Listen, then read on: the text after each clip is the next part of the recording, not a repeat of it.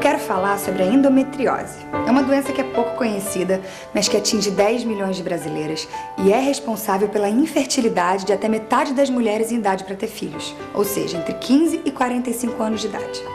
A endometriose aparece quando o tecido eliminado durante a menstruação fica retido dentro da barriga e atinge outros órgãos dessa região. Um dos principais sintomas é a dor intensa durante a menstruação, que piora com o passar do tempo, mesmo depois do período menstrual ter acabado ou mesmo fora dele. Se nesse período a dor piora quando você vai ao banheiro ou se você sente dores profundas durante as relações sexuais, também pode ser endometriose. Ao sentir alguns desses sintomas, procure uma orientação especializada, porque a endometriose deve ser diagnosticada e tratada o mais rápido possível.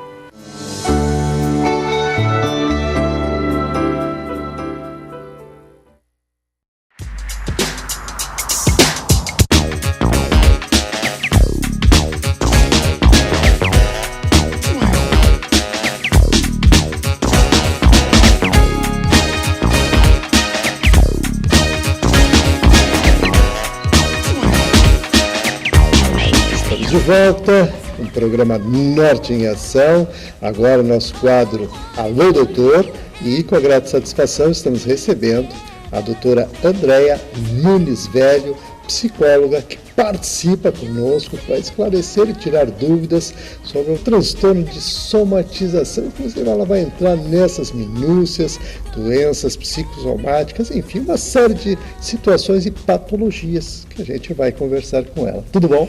Tudo bom, César. É um prazer poder estar falando desse tema tão importante e muito comum, e apesar de ser comum, grande parte da população ainda não tem conhecimento desse transtorno. Não, realmente a satisfação é nossa e a gente sabe que as pessoas levam um tempo, né, para realmente se conscientizar das situações, e nesse aspecto justamente eu gostaria que a gente passasse a falar desse transtorno de somatização, como ele acontece e evidentemente os sintomas, né, para que as pessoas possam começar a percebendo alguma coisa, buscar orientação. Então, o transtorno de somatização, na verdade, é uma nomenclatura que existe no DSM. O DSM é um manual diagnóstico e estatístico de transtornos mentais e que, na verdade, a gente conhece como psicossomatização, né?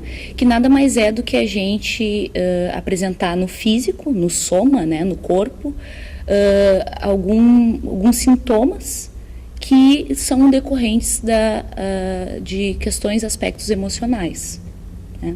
Não, realmente, essa situação que você coloca, evidentemente, da somatização, né, dessa situação que se coloca dentro das pessoas por questões emocionais, por situações que, por vezes, a pessoa não está devidamente preparada, né, para poder, né,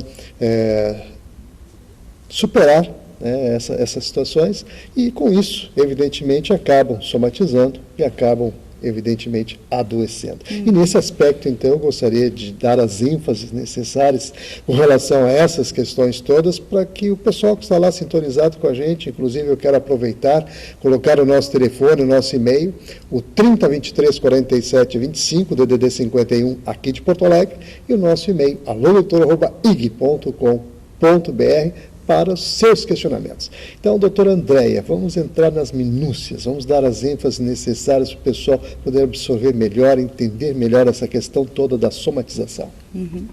Bom, na verdade, a somatização pode acontecer, e provavelmente acontece, geralmente acontece, antes dos 30 anos de idade. Tá? Não necessariamente só com adultos, a gente pode observar isso em crianças também. Quais são os sintomas, assim, principais que aparecem no físico, né? Geralmente são dores, né? Não só dores, mas na cabeça, tórax, nas costas, no abdômen. Então, até no trato urinário também pode ter algum sintoma. Nos órgãos sexuais, uma disfunção menstrual ou erétil, tudo isso, e dentre outros, né, são alguns fatores, podem estar relacionados, não necessariamente, mas podem estar relacionados a algum aspecto emocional. Por exemplo, um casal que está com um desajuste, né, algum da relação, se não está tão bem, não está suportando esse desajuste ou algum desentendimento e está afetando o emocional, pode refletir, por exemplo, na mulher no ciclo menstrual. Esse é um exemplo assim bem comum de se encontrar. Não, realmente tem vários aspectos aí que você perpassou aí. Claro que a situação, por exemplo, a disfunção erétil que você colocou, a questão dos casais, do seu entendimento, dos seus relacionamentos, melhor dizendo, que trazem também esses aspectos e podem, né, gerar também situações de desarmonia dentro do corpo, ou seja, de deixar realmente a pessoa numa situação de acometimento. Né? Nesses aspectos assim, doutora Andréia, o que a gente poderia colocar para o pessoal, como é que eles devem proceder, na verdade, de maneira profilática nessas questões? Então, as pessoas que têm esse transtorno, né, que apresentam a somatização, elas dificilmente procuram atendimento psicológico, né? Pela dor ou pelo sintoma físico do corpo, elas vão geralmente ao médico, né? E essas pessoas, elas se apresentam durante o período de 2 anos um sintoma, não necessariamente no mesmo local, mas elas apresentam esses sintomas e vão em busca de médico, não dá certo, elas vão em outro, às vezes persistem no mesmo, né? E geralmente quem tem a sensibilidade de observar que isso não é só do corpo, mas também da mente, aí o poder que a nossa mente tem, né, de afetar inclusive no corpo de nós mesmos, eles são geralmente quem encaminham para o psicólogo, porque as pessoas somatizantes, elas têm dificuldade de fazer a leitura da própria emoção, né? Elas não conseguem, elas pensam, né, que é só do corpo, né, que a mente não está afetando, não está intervindo aí. Então, quem é encaminhado por médicos psiquiatras, inclusive, e é a forma, daí a importância também da multidisciplinaridade para a gente poder trabalhar, porque ela vai ter que continuar trabalhando o físico dela com o médico, né? Tentando prosseguir o tratamento, mas ao mesmo tempo ela tem que estar tratando o emocional, né? É de fundamental importância, senão ela não vai conseguir um resultado. Muito bem, então estamos aqui conversando com a doutora Andréia Nunes Velho, psicóloga, tratando essas questões do transtorno de somatização e outros aspectos também, né, de relevância dentro dessa patologia e desse problema que, como ela bem o disse, que faz parte do nosso dia a dia e que muitas vezes não percebemos, ignoramos completamente. Isso realmente traz consequências sérias, né, como ele falou no Poder da Mente. A mente pode curar ou pode também adoecer o corpo. Então, são questões que a gente realmente tem que procurar, né, buscar a orientação e, em especial, normalmente, nas questões da própria mente que nós estamos conversando aqui, que é para dar aquela saúde, né, e o entendimento da pessoa como ela, dentro do contexto, né, do seu universo, na verdade, e dentro dos aspectos sociais também, que o interrelacionamento também é muito importante nesses aspectos. Nós tivemos a oportunidade de falarmos sobre essas situações já em outros programas e que, de fato, né, a gente tem que ter todo um cuidado especial. E, mais uma vez, eu quero colocar no rodapé do vídeo o nosso telefone, o 3023 47 25, DDD 51, aqui de Porto Alegre, e o nosso e-mail, alodoutor@ig.com.br, para os seus questionamentos. Inclusive, eu quero mandar um grande abraço à dona Maria Helena Miller, né, também, que nos prestigia aí, que está sempre acompanhando a nossa programação. Então, doutora Andréia, vamos passar para o pessoal aquelas informações necessárias com relação a essa mudança de comportamento para buscar, efetivamente, a cura. Então, a gente costuma observar que quando a pessoa está com um transtorno somático, ela começa a faltar serviço, né? Tem questões, todas essas questões dos sintomas atrapalham no cotidiano dela, né? Tanto no social quanto no laboral. Então, se ela está percebendo que isso está acontecendo, é de fundamental importância que ela procure um médico, né? Talvez num primeiro momento, mas que ela atente também para as questões psicológicas, se é que ela observa isso, né? Caso isso não aconteça, muito provavelmente o médico vai encaminhar. Como eu falei, não necessariamente com 30 anos de idade, ou por volta dos 30 anos isso acontece, pode acontecer com crianças também, só que é um pouco mais difícil de diagnosticar. Por Nesse quê? caso das crianças, vamos dar aquele destaque importante, porque realmente, vamos abrir um parênteses nessa questão, porque realmente na criança tem a dificuldade maior na percepção. Justamente porque crianças pequenas, ou não tão pequenas ali, mas com menos de 6 meses de idade ou mais, elas costumam ter refluxo, cólicas, até crianças ali de 2, 3 anos, asma apresentam, né? Os primeiros momentos que apresentam asma, ou bronquite, que eles costumam chamar, né, nessa idade, pode ser em decorrência de questões emocionais. Mas daí a dificuldade por quê? Porque o regurgito é comum, né, da criança. Então, como saber se é um transtorno psicossomático ou não? Aí vai a sensibilidade também da mãe ou do cuidador de observar se aquilo está sendo insistentemente, né, está acontecendo insistentemente, ou se é eventualidades, né? Esse é e claro, um acompanhamento pediátrico também seria muito bom. Realmente são detalhes importantes, porque você coloca situações de difícil diagnóstico, né? Para perceber isso na criança, realmente a pessoa tem que estar muito atenta, tem que ser uma mãe muito zelosa, um pai muito zeloso para estar lá, né, presente e realmente buscar o auxílio necessário. Nesse aspecto também, eu gostaria de aproveitar, já que falamos aí nas questões da idade, tem os aspectos também voltadas ao nosso mundo dia a dia, homens e mulheres, quais são os mais acometidos?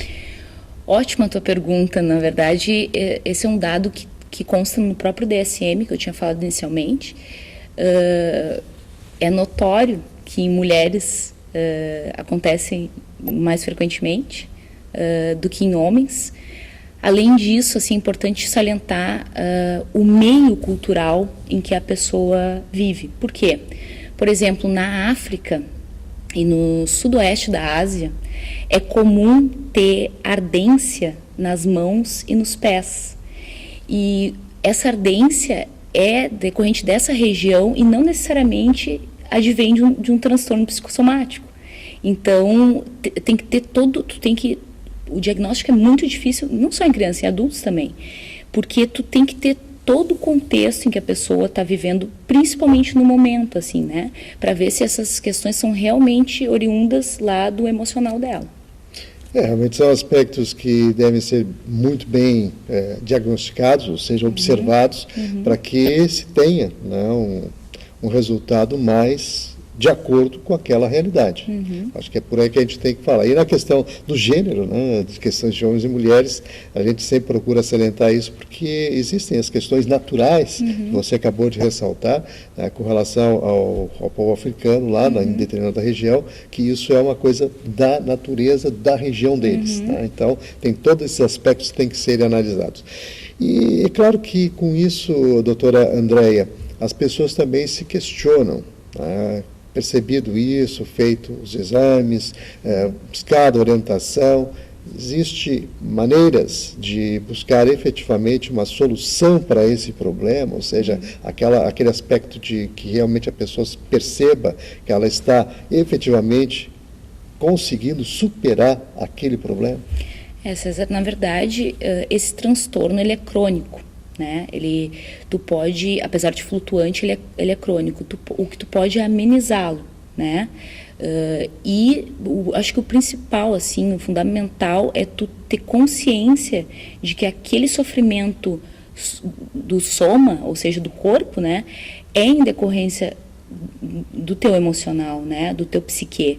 Então, para mim, por isso esse trabalho, né, em conjunto com vários especialistas, seria a melhor forma de tratar, né? Mas é um tratamento que tem que ser contínuo. De fato, então, são situações que devemos considerar, e é claro que a orientação aqui da doutora Andréa Nunes justamente é no sentido de fazer com que você se conscientize disso e busque orientação médica devida para resolver esse problema, ou seja, como ela bem aqui colocou, administrá-lo. Acho que seria a maneira mais correta de colocar essa situação. Bem, estamos aqui chegando aos minutinhos finais agora da nossa entrevista. É claro, eu gostaria que você fizesse as suas considerações, agregando aquilo que julga mais importante para o momento e agregue também aquilo que julga também complementar. Eu queria muito comentar a respeito de um psiquiatra, né, um médico psiquiatra nosso, gaúcho, o Davi Zimmermann. Ele coloca um exemplo dele nos livros didáticos dele, enfim, para o pessoal da área da psicologia e da medicina psiquiátrica, uma paciente dele que, enquanto ele estava conversando com ela e ela colocando coisas que a família, a vida, estava tudo muito pressionando ela, uma cobrança muito grande dela, enquanto ela falava, ela sentia dores terríveis nos ombros. E enquanto ela estava falando, ela não percebeu que aquilo, ela era uma pessoa somatizante, né? Ela não estava percebendo que aquilo era adivinha do psique dela, né? E foi todo um trabalho, olha, César, foi um trabalho de mais de ano para ela se dar conta de que aquilo era por questões da família, do emocional dela. Então não adianta assim a gente querer também resultado de uma hora para outra, né? Tem que ser aos poucos. Às vezes as pessoas não estão preparadas para essa notícia que está lá no inconsciente dela, mas ela não quer enxergar, né? A gente tem que observar também que existem ganhos secundários, né? Como uma criança enferma, né? Enquanto ela está ali de cama, ela está tendo todo o suporte da família, da mãe, do pai, está sendo atendida. Então, existe um ganho secundário para os adultos também, né? Por mais que não seja da família preocupada com a doença dela, a priori física, né? Ela tem o médico, o psicólogo que está ali dando aquele suporte para ela. Então, por vezes, a gente não pode pensar que esse transtorno também é de todo mal.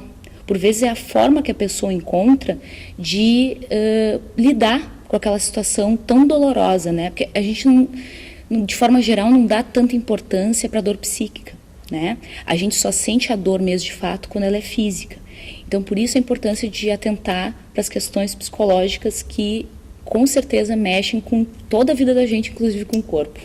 Que realmente é uma bela mensagem, né?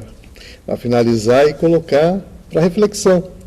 Você que está ligado com a gente, aí realmente dicas importantes nesse sentido, para que você não somatize e não se deixe levar pelas situações e aprenda a administrar, que realmente o que a gente percebe aqui é essa orientação, ela converge no sentido de você buscar o tratamento, né, devidamente, né, com aquele especialista que vai ser canalizado, detectado o problema, mas que você administre isso de uma forma tranquila e aprenda, né, a se posicionar na vida de uma maneira mais positiva. Eu acho que é uma mensagem bem importante e converge justamente naquilo que você, há pouco, né, concluía aqui dentro dessa nossa entrevista. Então, doutora Andréa Nunes Velho, muito obrigado pela participação. Eu quero deixar aí um endereço e um telefone de contato para que você possa, né, tirar mais dúvidas. O endereço é a Rua Silva Jardim, número 157, conjunto 303-303, no bairro Auxiliadora, aqui em Porto Alegre. E o telefone é o 3062-6086. Então, você que está ligado com a gente, fica aquele convite especial para manter a sintonia, que no instante só a gente volta.